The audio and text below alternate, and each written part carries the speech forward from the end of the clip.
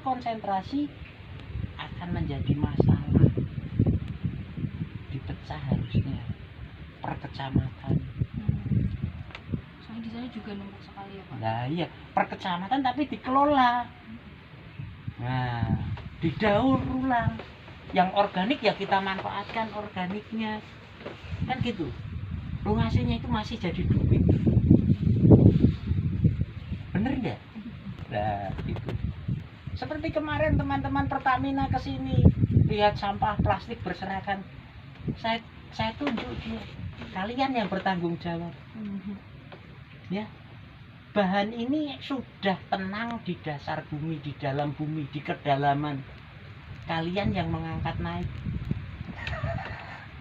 Pertamina loh ini. Yang ngangkat naik kan Plastik semua itu dari minyak itu. nah, hasil sampingannya minyak. Sampingannya Nah. minyak. Kan berarti dia yang harus bertanggung jawab tuh, yang membawa naik dia. Dan nanti saya kejar dia lagi. Ayo kita buat pusat daur ulang Jawa Tengah, kan gitu. Kemudian kalau tadi kan perkembangan mangrove-nya, nah Ya. untuk isu-isunya itu apa aja? Isu itu biasanya kepemilikan lahan saling mengklaim. Itu antara pemerintah atau masyarakat atau siapa? Boleh dikatakan pemerintah Kota Semarang tidak punya bibir pantai. Boleh dikatakan loh ya. Tapi kan saling mengklaim itu tadi. Nah, kebanyakan itu sudah swasta. Jadi kita kesulitan bergerak untuk lingkup Semarang mangrove ini itu karena kepemilikan lahan itu sudah banyak swasta. Seperti di Marina itu kan susah, Mbak. Kita mau turun itu milik siapa, ntar kita kerjakan, tahu-tahu ada yang nggak terima, nggak boleh. Sementara yang punya tanah, punya tempat, didiamkan saja. Ya, ketika ada terjadi baratan, angin badai, daratannya nambah karena nggak ada penahan. Selain itu ada apa lagi Pak isu-isunya selain kepemilikan? Yang paling urgent yaitu kepemilikan tanah. Terus kalau ini sekitar bandara itu nanti kalau sudah jadi hutan itu dikhawatirkan jadi endemik Burung.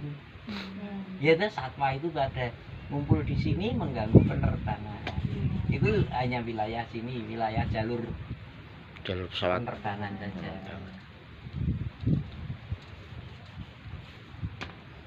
Sama kalau masyarakatnya takutnya kalau kita ini loh Mbak, yang terjadi sering ya saya lihat setelah jadi hutan mereka buat tambak karena pohonnya dijadi yang tengah di buat tambak. Ada beberapa pohon yang hilang kan berarti. Nah kalau yang seperti itu kan susah ya Pak Di. Ya, Namanya susah. masyarakat Kalau udah dengan masyarakat kita nggak susah. bisa apa-apa. Kaitannya dengan pencarian Ya, apa nafkah mereka. nafkah mereka. Kalau kita sudah bersinggungan dengan masyarakat, ya udah kita Udah, lepas. Kan begitu. Seperti di daratan. Kemarin juga pernah saya itu menganjurkan teman-teman di dinas tolong ini tanamin vertiper rumput untuk penahan longsor karena tajuk akarnya, perakarannya bisa belasan meter dalam. Rumput ini memang rumput untuk itu menahan tanah-tanah longsor. Nah, lalu pihak pemerintah daerah seperti kepala desa, lurahnya, tembalang itu bengong, nanya ke saya, tanahnya siapa kok ditanya? Ya saya enak saya jawab tuh, nama Gusti Allah. Lu gak ada undip Pak, ya undip kon rene. Sak gegembar ana sing tak gawa mulih. Lah saya kalau sudah konyol ya. Ini ke kelas mereka, itu kan sudah kelas berpikir tuh. Kenapa kok saya menganjurkan menanam? Supaya antisipasi saja. Sebelum ada kejadian, nah kita rawat dulu. Nah sekarang yang disalahkan nanti kan pemiliknya. Justru saya melindungi pemiliknya tuh ini. Nah kalau mau protes silahkan ke saya. Tanahnya segenggam aja nggak ada yang saya bawa pulang, ditanamin dan nanti juga saya nggak ngambil hasilnya. Karena mereka yang untung. Nah iya. Nah sekarang kalau kita buka lagi penelantaran lahan, ayo buka pasalnya. Iya tuh. Menelantarkan lahan ya ditarik lagi tuh sama pemerintah, tanah milik negara lagi. Kan gitu.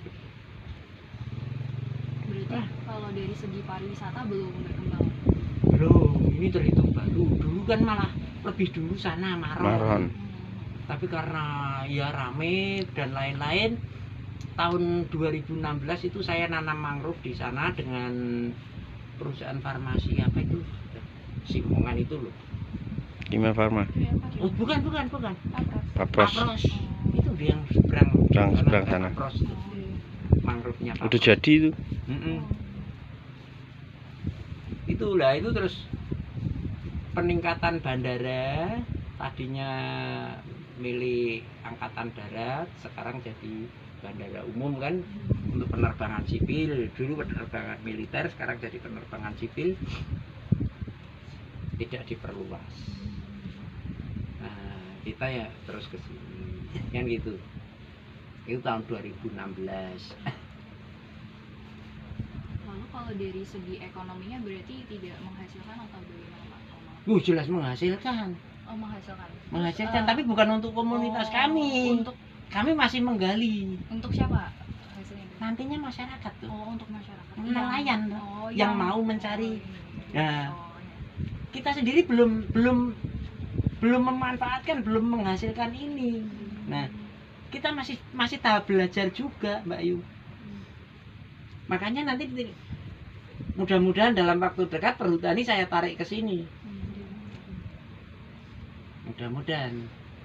Jadi kajian-kajian ekonominya biar mereka lah sing mudeng ya. Akhirnya wis ora mudeng. Nah, nantinya yang muda-muda saja yang. Kalau saya sudah pernah menekankan sama teman-teman, cari tahu daunnya. Daun bakau. Itu untuk peternakan mungkin. Untuk ternak. Ya, untuk mamalia Dikeringkan. Bagus. Cara panennya mungkin satu pohon yang besar itu diambil 1 kilo per hari 1 kilo. Nah ini kan belum kita gali. Masih banyak lah yang kita belum mampu. Tapi kalau untuk pembangunan sendiri kayak misalnya infrastruktur pendukungnya juga belum ya Pak? Justru kalau kami yang bergerak di konservasi itu tidak menganjurkan infrastruktur. Jadi natural tuh. Ya, konservasi itu tujuannya mengembalikan, merawat untuk kembali. Nah, namun kalau misalnya akses, misalnya infrastruktur yang seperti akses jalan ke sini itu didukung ya Pak? kalau itu terpaksa, memang dibutuhkan, ya apa boleh buat kan gitu. Tapi setidak-tidaknya kita memberi pertimbangan. Contoh ya, di Kelurahan Tegalsari itu mau dibangun infrastruktur pemecah arus lalu lintas Jalan Sriwijaya, dinaikkan ke Jalan Wilis, masuk ke wilayah Bonderia TBRS. Nah di situ ada mata air. Saya yang tidak setuju. SDA ada PP-nya, ya.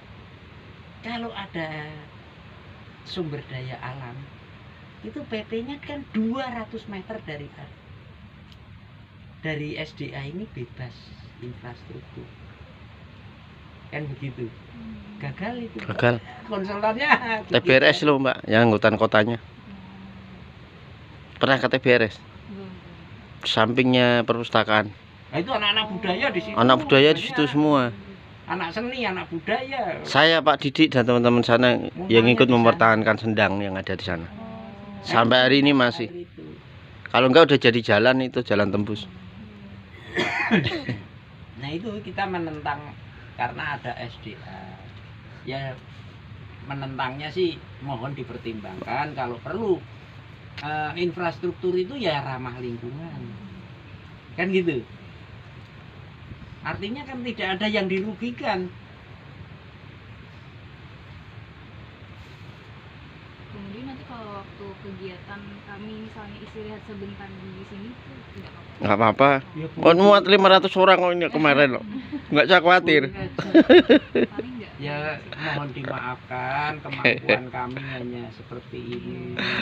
Mau Makanya saya dengan teman-teman ini, kita ini swadaya, swadaya semua, Mbak. swadaya murni.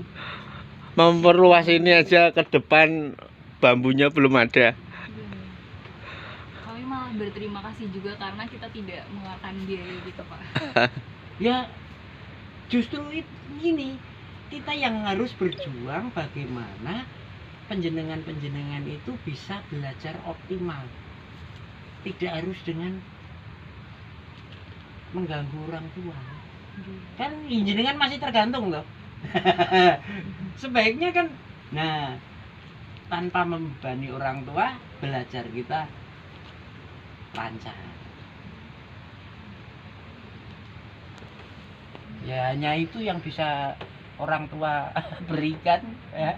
Seperti saya itu ya hanya begitu. Anak Mapala USM itu loh saya kumpulin, ada berapa ratus anak itu. Tapi ya cukup kesel juga. Pada nongkrong, ngopi, rokok. Ada yang kerja. Ada yang mau wisuda.